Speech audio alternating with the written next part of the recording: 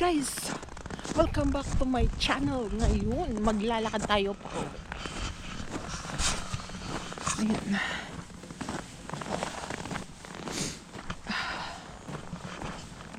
Uwi na tayo.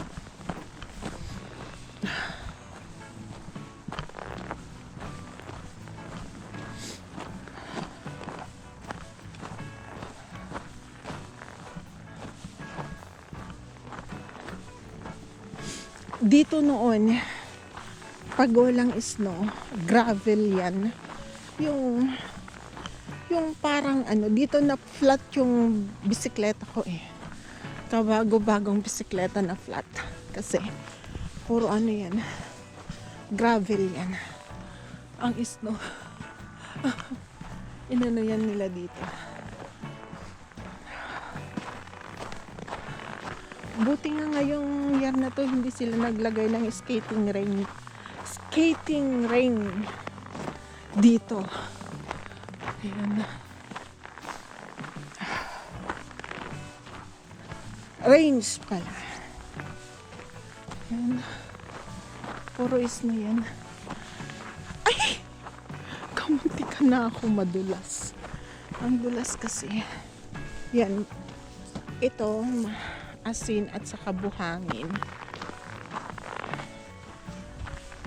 Nilagyan nila ng asin at saka buhangin. Eh! Diyos ko po. Madulas siya.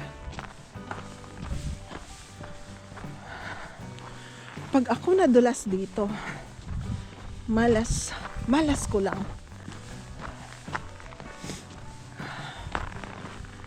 Pero okay lang naman.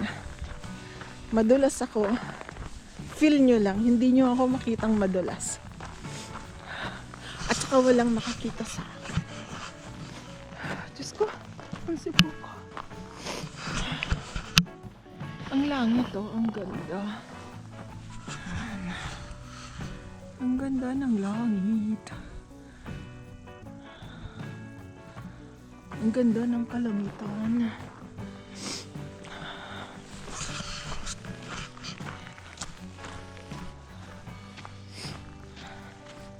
Dahan-dahan lang tayo kasi madulas.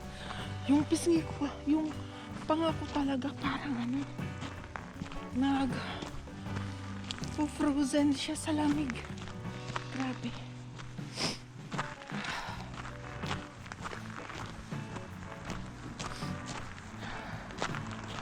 Dito ako noon nag-practice na mag-drive. Diyan ako noon mag-practice na mag-drive. Ayan. Malapit sa lake. Ayan. Dito ako noon pabalik-balik. Ayan. Maluwang kasi siya na na space.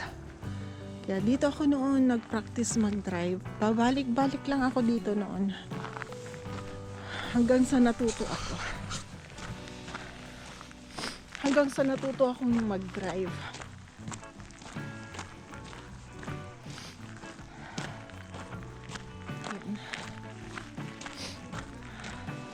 Naluwat yung cellphone ko. Grabe. Yung pangako talaga guys.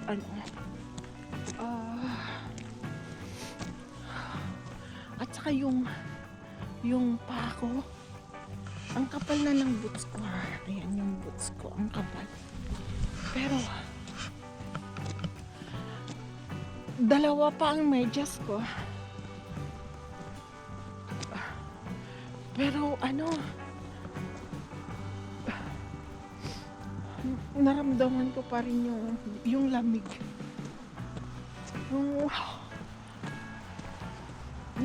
puro ice. Not ice, snow. Okay? Ice ako ng ice.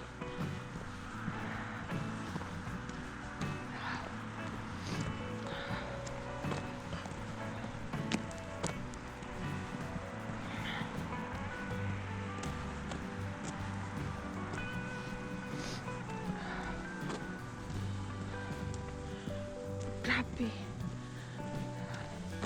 Reklamo ako ng reklamo. Labas naman ako ng labas. Bundok.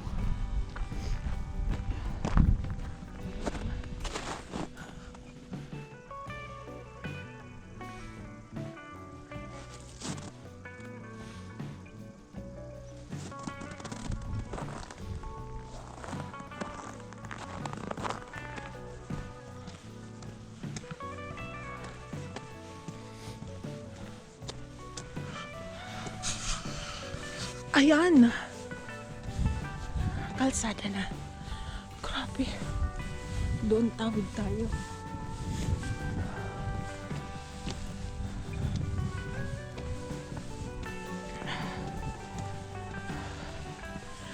At least kahit na papaano, nakapaglakad ako. Ganda ng greenhouse nila.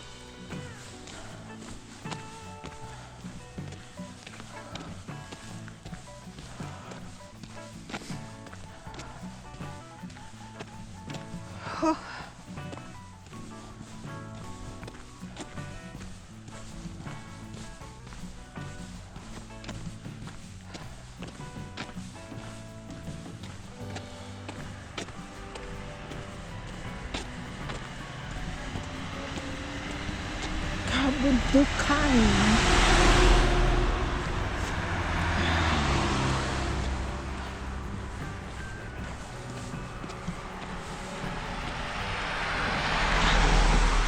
Grabe talaga.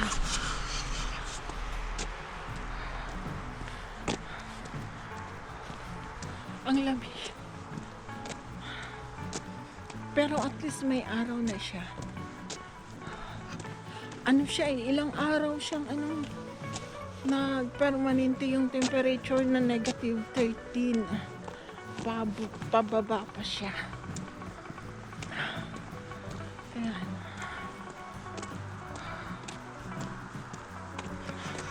Ano ng bus stop dito?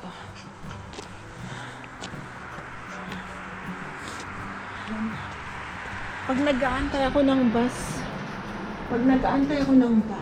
noon dito. Ganda o, parang bulaklak. Parang design, pero hindi. Nag-frozen lang siya.